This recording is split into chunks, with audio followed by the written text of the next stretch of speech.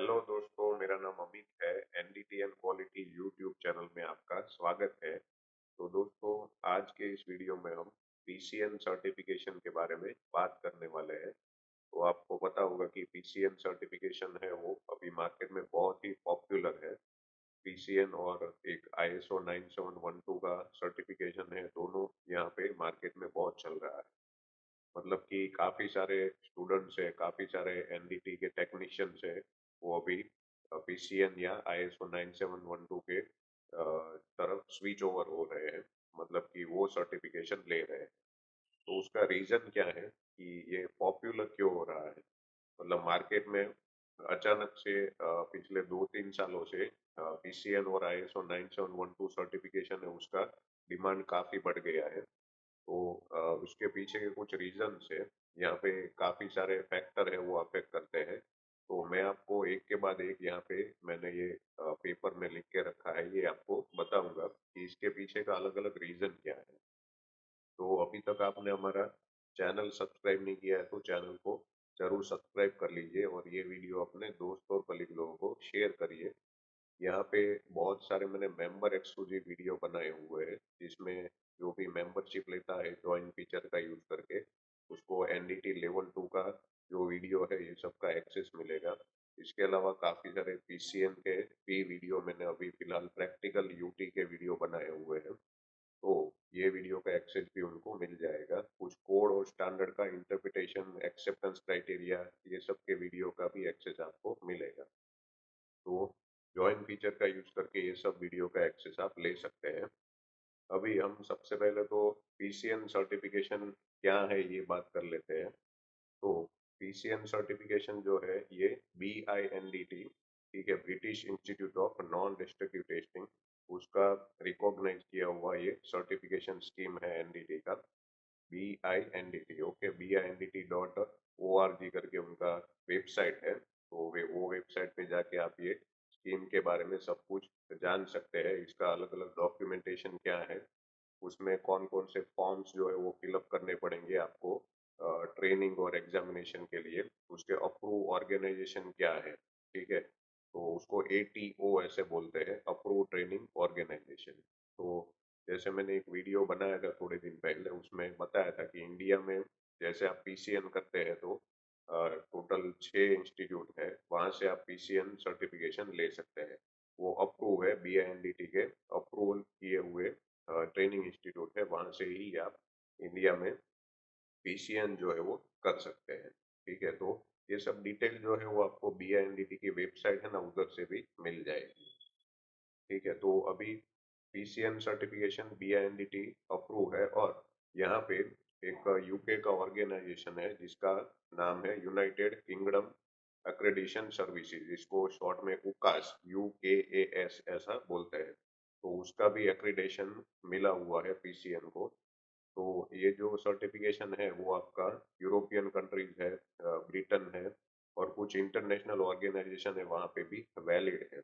Okay, तो ये बहुत बड़ा रीजन है, मेन रीजन है कि काफी सारे लोग हैं वो पीसीएन सर्टिफिकेशन एडप्ट कर रहे हैं। ओके, तो ये एक रीजन है। इसके अलावा यहाँ पे इंटरनेशनल स्टैंडर्ड है, जैसे आईएसओ 9712 है या EN 473 है। ये सर्टिफिकेशन स्कीम है, वो स्टैंडर्ड है, सॉरी। तो वो स्टैंडर्ड के हिसाब से ही ये जो भी क्राइटेरिया है एग्जामिनेशन का, ट्रेनिंग का, डॉक्यूमेंटेशन का, ये सब क्राइटेरिया यहाँ पे पीसीएन सर्टिफिकेशन फुलफिल करता है। तो अगर आपके वर्क प्लेस पे, आपकी कंपनी में कोई आईएसओ 9712 के हिसाब से जॉब है या EN 473 का सर्टिफिकेशन रिक्वायरमेंट है, तो उसमें आप पीसीएन सर्टिफिकेशन यूज कर सकते हो, क्योंकि पीसीएन सर्टिफिकेशन में ये सब क्राइटेरिया जो है वो फुलफिल होता है। ओके, तो ये भी एक रीजन है कि इसकी वजह से जो एम्प्लॉयर है वो भी अपने जो स्टूडेंट और उनके एम्प्लॉई है, यहाँ जो काम करने वाले लड़के हैं, वहाँ उनको पीसीएन सर्टिफिकेशन करवाते हैं, या फिर वो उन्हीं लोगों को हायर करते हैं जो जिसके पास पीसीएन सर्टिफिकेशन है। ठीक है, तो उनका जो कोई प्रोजेक्ट आएगा उसमें सपोज आईएसओ 9712 मांगते हैं या स्पेशली पीसीएन का सर्टिफिकेशन रिक्वायरमेंट है, तो उनको ही उसको हायर करना पड़ेगा। इसके अलावा यहाँ पे यहाँ पे जो मेन एनडीटी का मेथड्स है जैसे रेडियोग्राफी है, अल्ट्रासोनिक्स है, लिक्विड पेनिट्रेंट टेस्ट है, मैग्नेटिक पार्टिकल विजुअल, ये सब मेन एनडीटी का मेथड है, बेसिक एनडीटी का। तो वो सब सर्टिफिकेशन में कवर होता है, मतलब कि उसमें सर्टिफिकेशन आप पीसीएन में ले सकते हैं। तो यहाँ पे कई बार आपकी कंपनी में रिक्वायरमेंट होगा कि जैसे स्पेशली यूटी का लेवल 2 चाहिए पीसीएन के हिसाब से, तो उसमें आप पीसीएन लेवल 2 कर सकते हैं। उसके अलावा यहाँ पे एक ये भी रिक्वायरमेंट है कि उसमें इसमें कंटिन्यूअस एजुकेशन और ट्रेनिंग चाहिए। ठीक है, मतलब कि जैसे आपको सर्टिफिकेशन रिन्यूअल भी करवाना है ना, तो वो टाइम पे भी आपको ट्रेनिंग, एजुकेशन और एग्जाम देना पड़ेगा। ठीक है, जनरली आप SNTC 1A के हिसाब से जो सर्टिफिकेशन लेते हैं उसमें क्या है कि अभी फिलहाल रूल आया है 2019 के बाद कि एग्जामिनेशन वगैरह लेना है इसमें अपना कोड के हिसाब से। बाकी पहले ऐसा था कि जो भी SNTC 1A के हिसाब से सर्टिफिकेशन होता था उसमें खाली कंटिन्यूअस एक्सपीरियंस के बेसिस पे लेवल 3 जो है वो खाली सर्टिफिकेट रिन्यू कर देते थे। ठीक है, that is not acceptable actually. तो ये एक्चुअली एक्सेप्टेबल नहीं होता है, अभी भी वो एक्सेप्टेबल नहीं है। अभी भी मैंने कई सारे लेवल 3 देखे हैं, वो खाली स्टैम्प मार के सर्टिफिकेट रिन्यू कर देते हैं। तो ये एक्सेप्टेबल नहीं होता है, पर पीसीएन सर्टिफिकेशन में ऐसा नहीं है। पीसीएन सर्टिफिकेशन में जब भी आप रिन्यूअल करने जाओगे तो वो टाइम पे आपको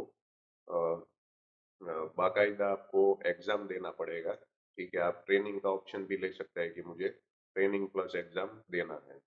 ओके, तो ये एक रिक्वायरमेंट है, जिससे क्या होगा कि जब भी आप रिन्यूअल करवाने जाओगे तो भी आपका एग्जाम लेंगे। इससे क्या है कि पता चलेगा कि ये एक्चुअली इसने काम किया है कि नहीं।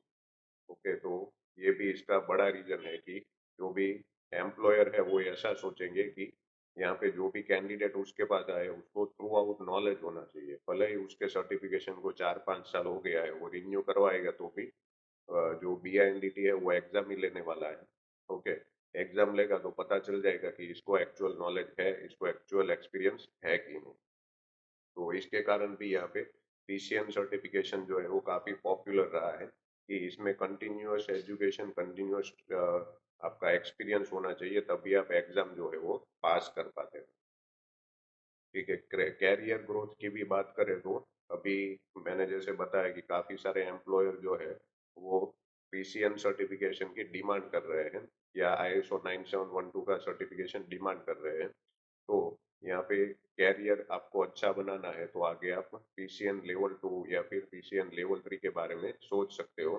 तो इसके कारण भी यहाँ पे काफी सारी डिमांड होती है सर्टिफिकेशन की। अभी मैं फाइनली लास्ट रीजन आपको बताने वाला हूँ जो बहुत इंपॉर्टेंट है और मेन रीजन है एक्चुअली बोल सकते हैं। यहाँ पे मार्केट में आपको पता है कि जो SNTC 1A employer based certification scheme है उसके हिसाब से लोग जो है ऐसे ही सर्टिफिकेशन ले लेते हैं, कोई ट्रेनिंग नहीं लिया, कोई एग्जामिनेशन नहीं। ठीक है, और ऐसे ही सर्टिफिकेशन है मार्केट में आ रहा है, मतलब पैसे दे के सर्टिफिकेट लोग ले रहे हैं। तो इसके कारण क्या हो रहा है कि जो भी सर्टिफिकेट लेके बंदा आता है उसका इंटीग्रिटी, मतलब उसको आता है कि नहीं, उसको नॉलेज है कि नहीं, उसके पास एक्चुअल में एनडीटी करने के लिए स्किल्स है कि नहीं, प्रैक्टिकल उसने किया है कि नहीं, इसका कोई भी भरोसा नहीं है। मतलब खाली सर्टिफिकेट आप देखोगे एज पर SNTC 1A कोई इंस्टीट्यूट से उसने लेवल 2 किया होगा और वो बोलते हैं कि हमने ASNT लेवल 2 किया है। ठीक है, ये तो एकदम गलत बात है। ASNT जो है उस वहां से लेवल 2 करने के लिए आपको ASNT में एग्जाम देना पड़ता है। ठीक है, मतलब ASNT खुद उसका एग्जाम लेता है जिसमें जनरल और स्पेसिफिक एग्जाम रहता है। प्रैक्टिकल एग्जाम जो है वो एम्प्लॉयर का रिस्पॉन्सिबिलिटी होता है। तो आप इंस्टीट्यूट से जो लेवल 2 करते हैं, ठीक है, that is not ASNT level 2, ये आपको याद रखना है। आपको एक जो इंस्टीट्यूट से लेवल 2 करते हैं वो खाली वो इंस्टीट्यूट में ही वैलिड रहता है। वो इंस्टीट्यूट जो है वो आप छोड़ के गए और वहाँ आपने बाहर कोई भी कंपनी में जॉब किया तो वो सर्टिफिकेशन वैलिड नहीं है, और वो सर्टिफिकेशन ASNT लेवल 2 भी नहीं है। वो खाली आपका NDT लेवल 2 है, as per the written practice of that particular institute. Okay, तो यहाँ पे कई सारे एम्प्लॉयर को ये पता ही नहीं है कि जो आपका इंस्टीट्यूट से लेवल 2 करके जो बंदा आया है वो एक्चुअल में AS&T लेवल 2 नहीं है, वो तो ऐसा ही मान के चलते हैं कि इंस्टीट्यूट से लेवल 2 किया, कोई AS&T लेवल 3 ने उसको सर्टिफिकेट इश्यू किया है तो वो AS&T लेवल 2 हो गया, पर ऐसा नहीं है। ओके, ये भी याद रखना है। तो यहाँ पे काफी सारे फ्रॉड सर्टिफिकेशन भी होते हैं, मतलब कि सर्टिफिकेट ऐसे ही कैंडिडेट ले लेते हैं और कोई भी इंडस्ट्री में चले जाते हैं और फाइनली NDT जो करते हैं या फिर वो विटनेस करते हैं, इवेल्युएशन करते हैं, उसमें काफी सारा प्रॉब्लम होता है। तो इसके कारण भी यहाँ पे PCN सर्टिफिकेशन का डिमांड बढ़ रहा है, क्योंकि PCN सर्टिफिकेशन में ऐसा नहीं है, बाकायदा आपका रिकॉर्ड रखा जाएगा और आपका एजुकेशन का रिकॉर्ड है, आपका फॉर्म्स वगैरह है, एक्सपीरियंस जो है, एक्सपीरियंस भी आपका है वो, या कोई लेवल 3 है या PCN लेवल 2 जिसने किया है वही आपका सर्टिफाइड करेगा। बाद में आपका ट्रेनिंग का रिकॉर्ड भी रखा जाता है और ट्रेनिंग के दौरान आपका जो रोज रोज टेस्ट लेते हैं उसका भी रिकॉर्ड होता है और प्रैक्टिकल का भी रिकॉर्ड रखा जाता है और फाइनली एग्जाम आपका लिया जाता है, उसमें आप पास होते हो तभी आपको PCN सर्टिफिकेशन इश्यू किया जाता है। तो ये सब रिकॉर्ड मेंटेन करने की जो प्रोसीजर है वो PCN सर्टिफिकेशन में बहुत ही इम्पोर्टेंट है और बहुत ही क्रिटिकल है एक्चुअली। ठीक है, आपको पता हो तो 2017 की बात है, मैं आपको एक एग्जांपल देता हूँ।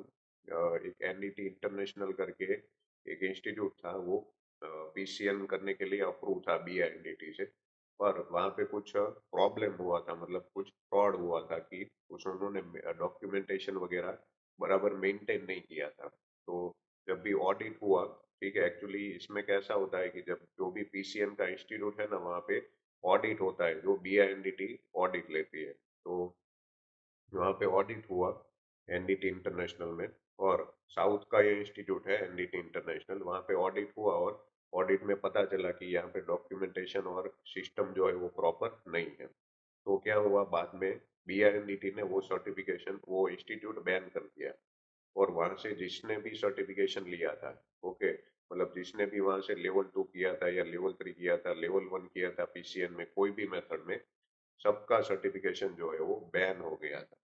ठीक है, ये आपको पता होना चाहिए। आप नेट पे भी सर्च करोगे तो इसके रिलेटेड आपको आर्टिकल वगैरह मिल जाएंगे। ठीक है, तो इस तरह से ये पूरा सिस्टम वर्क करता है। BINDT जो है वो किसी की नहीं सुनती है। अगर आपने कोई भी इंस्टीट्यूट है जो PCN सर्टिफिकेशन देता है ना, वहाँ पे कोई भी डॉक्यूमेंटेशन ओके नहीं है या कोई फ्रॉड एक्टिविटीज हो रही है, ऐसे ही स्टूडेंट को पास कर रहे हैं या ट्रेनिंग बराबर नहीं है, तो तुरंत ही वो एक्शन में आता है BINDT और वो जो इंस्टीट्यूट है उसको बैन कर देता है। साथ में वहाँ से जिसने सर्टिफिकेशन लिया है उसका भी सर्टिफिकेट बैन हो जाता है। ठीक है, तो ये सब प्रॉब्लम हुआ था 2017, शायद अक्टूबर नवंबर आसपास में, तो ये आपको ध्यान में रखना है। तो यहाँ पे इंटीग्रिटी का इश्यू नहीं आता है PCN सर्टिफिकेशन में। ओके, जैसे आप SNTC 1A के हिसाब से कोई इंस्टीट्यूट में से लेवल 2 करके डायरेक्टली चले जाते हो, तो उसमें इंटीग्रिटी का बहुत इश्यू है, काफी फ्रॉड सर्टिफिकेशन होते हैं और ऐसे ही सर्टिफिकेशन इश्यू किया जाता है, कोई ट्रेनिंग नहीं, कोई एग्जामिनेशन नहीं। ओके, तो इसका जो प्रॉब्लम है, इसका सॉल्यूशन है PCN सर्टिफिकेशन या ISO 9712 सर्टिफिकेशन। इसके कारण सभी एम्प्लॉयर जो है वो मेनली ये PCN या ISO सर्टिफिकेशन ले रहे हैं। ठीक है, मतलब उसके हिसाब से जो भी कैंडिडेट ने पास किया है PCN, वही सर्टिफिकेशन उसके पास है PCN का, तभी उसको हायर कर रहे हैं। तो यहाँ पे आपको पता चला होगा कि कुछ कुछ पॉइंट है वो आपको याद में रखने हैं, ध्यान में रखने हैं कि जब भी आप PCN सर्टिफिकेशन करो तो ऐसा इंस्टीट्यूट सिलेक्ट करो जो काफी रेप्यूटेड है। वैसे यहाँ पे 6 इंस्टीट्यूट है, ठीक है, उसका वीडियो भी मैंने बनाया था कि कौन कौन से इंस्टीट्यूट इंडिया में अप्रूव है। ओके, तो ऐसे रेप्यूटेड इंस्टीट्यूट से ही आपको PCN सर्टिफिकेशन लेना चाहिए। तो आशा करता हूँ आपको ये वीडियो समझ में आया होगा।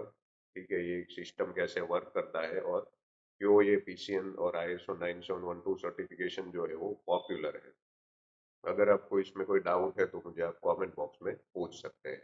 Okay, thank you.